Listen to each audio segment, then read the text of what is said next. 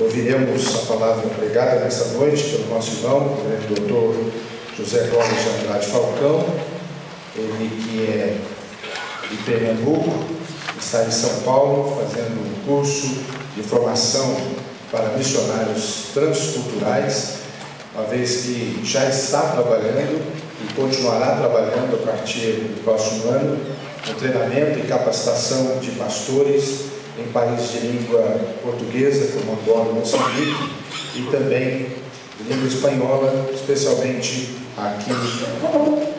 Queridos, nós queremos saudá-los em nome do Senhor Jesus. Para nós é uma alegria muito grande conhecer esta cidade maravilhosa. Hoje nós tivemos a oportunidade de circular aqui em Piracicaba e reconhecer a graça comum de Deus no meio dos irmãos. Louvado seja Deus por uma cidade tão linda, tão próspera e com uma igreja tão pujante, tão forte, tão vibrante. Nós queremos agradecer a Deus porque Ele nos dá esse privilégio de estar no meio dos irmãos, com tantos pastores ilustres. E nós hoje pela manhã tivemos a oportunidade de degustar um saboroso café Que pãozinho? Posso fazer aqui um comercial? Muito bom, muito agradável. Melhor ainda foi o convívio dos irmãos e reconhecer como Deus tem feito coisas grandes. Grandes são as obras do Senhor. E nós queremos louvar a Deus pela vida da igreja evangélica, da igreja do Senhor, aqui nesta grande cidade. Nós queremos agradecer a Deus a oportunidade de estarmos aqui e podermos abrir a palavra do Senhor e meditar com os irmãos. E nós convidamos a atenção preciosa dos queridos para o texto que já está transcrito em nosso esboço e nosso roteiro que os irmãos têm às mãos. O texto diz assim, Romanos capítulo 1: pois não me envergonho do Evangelho, porque é o poder de Deus para a salvação de todo aquele que crê, primeiro do judeu e também do grego, visto que a justiça de Deus se revela no Evangelho, de fé em fé, como está escrito, leamos todos juntos: o justo viverá por fé. Oremos ao Senhor. Pai querido, Deus de amor, Deus de bondade, Deus de toda graça, Deus que te manifestaste em teu Filho Jesus e tabernaculaste entre nós, viveste entre nós, ó Senhor, manifestando a tua glória, porque ninguém jamais te viu, mas o Deus unigênito que está no seio do Pai é quem o revelou. Senhor, nós te damos graças porque não nos deixaste órfãos, mas enviaste o Consolador, o Paráclito Divino que está em nós, ó Pai. Ó Senhor, rogamos agora a iluminação do Teu Espírito. Nós te imploramos que em nome de Jesus, pelo sangue da viva aliança, pelo sangue do Cordeiro, ó Pai, tu nos purifiques, tu limpes a nossa mente, o nosso coração, e que a Tua palavra, Pai, possa perpassar as mentes e os corações. Ó Deus, se o Teu nome seja glorificado. Ó Senhor, nós rogamos que para a glória exclusiva do Teu nome, fales conosco, pela Tua palavra, pelo Teu Espírito, e nós te daremos toda a honra, toda a glória e todo o louvor. Em nome de Jesus é que nós oramos agradecidos, em nome de Jesus. Amém. Amados, o texto de Paulo aos Romanos, dado evidentemente por obra e graça do Senhor, ele fundamenta a vida espiritual de muitos gigantes na fé. Nós passamos aqui para adentrar a este recinto e vimos a praça que leva o nome de João Wesley. Que maravilha ver como Wesley foi usado pelo Senhor e foi tocado pelo Senhor através da leitura que alguém fez no século XVIII, 1738, que escreveu Lutero ao seu comentário, o prefácio, introdução de Lutero ao comentário da Epístola aos Romanos. Exatamente porque Lutero foi no século XVI, como disse o nosso historiador Mor, o nosso querido pastor da catedral, que catedral linda, maravilhosa, que os irmãos têm aqui da igreja metodista. Louvado seja o nome do Senhor por isso. Então, queridos, Lutero, em 1515, ele começou a exposição da Epístola de Paulo aos Romanos.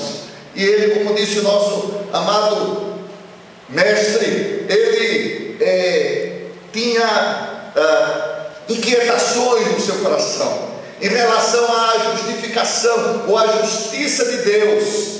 E na exposição que ele começou a fazer da Epístola de Paulo aos Romanos, que temos diante de nós, em novembro, no final do ano de 1515, até meados do ano seguinte, até setembro, aproximadamente 1516, o Senhor falou ao coração do nosso querido irmão, então monge agostiniano, e Deus abriu os olhos do entendimento de Lutero e fez com que ele entendesse que a justiça de Deus não era aquele traço do seu atributo e sua personalidade que fazia com que ele rejeitasse e se afastasse de Deus, mas a justiça que ele imputa em nós, ele coloca em nós pela sua maravilhosa graça, como acabamos de ouvir. Maravilhosa graça, maior que o nosso pecado. Irmãos, é motivo para a gente dizer: Senhor, muito obrigado,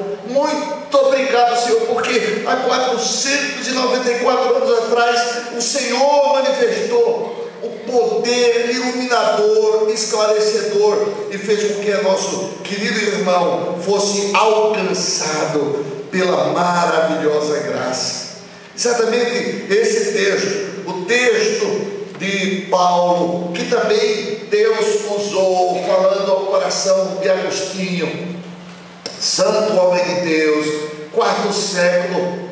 Irmãos, com Agostinho sendo um devasso, apesar de ter uma mente brilhante, de ser professor de retórica em Milão, já há 2 anos, mas estava naquela dúvida atroz, como se colocar inteiramente nas mãos de Deus, e Deus fez com que ele ouvisse aquela voz infantil: toma e lê, e ele pegou o manuscrito que estava ao lado de Alípio, seu amigo, e ali seus olhos se projetaram no capítulo que corresponde ao capítulo 13, versos 13 e 14, que condena a orgia, a bebedice, condena as obras da carne e recomenda o revestir-se do Senhor Jesus.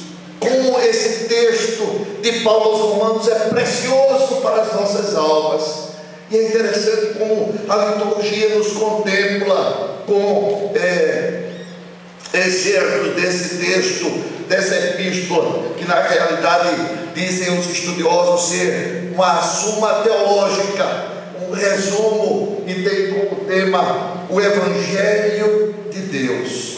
Irmãos queridos, este texto fundamenta o verdadeiro cristianismo.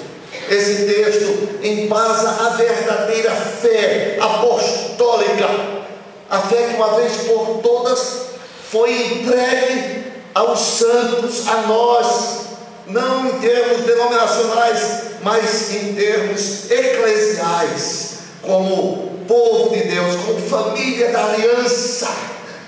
Que maravilha, irmãos, porque esse texto fundamenta a nossa fé, a fé que uma vez por todas foi entregue aos santos. Esse texto, queridos, fundamenta o verdadeiro cristianismo.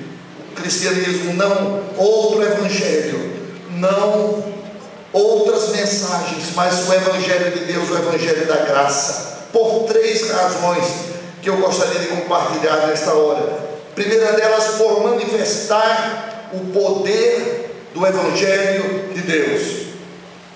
o poder do Evangelho de Deus, as boas novas em Cristo, as boas novas em Cristo. Irmãos, o Evangelho só é Evangelho se nós entendermos quem nós éramos sem Jesus. Se nós não compreendermos quem nós éramos sem Cristo, o Evangelho se torna um produto mercadológico. O Evangelho se torna uma filosofia vã. Mas se nós reconhecermos o que a palavra nos mostra, nos aponta, quem nós éramos, a natureza pecaminosa. Por isso que, pelo Espírito, o apóstolo, após apresentar o tema epistolar, o Evangelho de Deus, como lemos há pouco, nos versos 16 e 17 do primeiro capítulo, ele passa a discorrer acerca da depravação. Se você depois puder em casa dar uma olhadinha, a partir do verso 18 do capítulo 1, ele fala sobre a ira de Deus, porque a ira de Deus se revela no céu contra toda impiedade e perversão dos homens que detêm a verdade pela injustiça. Porquanto que de Deus se pode conhecer, Deus manifestou, foi manifesto entre eles, porque Deus fez assim. Porque os atributos invisíveis de Deus, assim o seu eterno poder, como também a sua própria divindade, claramente se reconhecem por meio das coisas que foram criadas. E hoje, à tarde, o reverendo Sérgio, acho que gastou um tanque de combustível, ainda bem que tem a Cosan, e deve ter combustível barato. Os irmãos que sabem, eu vim, então ele gastou aí, me mostrando, e me levou em diversos pontos deste grande rio Piracicaba, e lá em Recife, eu achei uma semelhança muito grande, porque Recife é cortada por rios, como os irmãos sabem. E aqui, atravessando e conhecendo a cidade, vendo os 3 segmentos principais da cidade e vendo como os rios cortam Piracicaba, eu me senti em Recife, eu me senti em casa. Que maravilha! Só senti falta de uma tapiocazinha, mas eu sei que tem por aqui pamonha, mas tem também mandioca, né? Não tem mandioca. Então, queridos, quando eu me deparei neste caudaloso rio, com uma corrente, uma correnteza fortíssima, e eu fiquei olhando e me deparando sobre o rio que manifesta o poder das coisas criadas. Aquelas árvores centenárias que nem os tornados desta semana conseguiram arrancá-las. Árvores centenárias, a natureza manifesta o poder de Deus, o Deus a quem servimos, a quem amamos, a quem adoramos. É um Deus poderoso que manifestou a sua própria divindade. Por isso que os seres humanos são indesculpáveis, porque a natureza mostra, revela o poder e a existência de uma divindade que nós a conhecemos através do Filho amado. Mas os homens, tendo conhecimento de Deus, não glorificaram como Deus, nem lhe deram graças, antes se tornaram nulos em seus próprios raciocínios, obscurecendo-se-lhes o coração insensato, inculcando-se por sábios, tornaram-se loucos e mudaram a glória do Deus incorruptível em imagem e semelhança do corruptível, de aves, quadrúpedes e répteis. Por isso Deus os entregou a paixões infames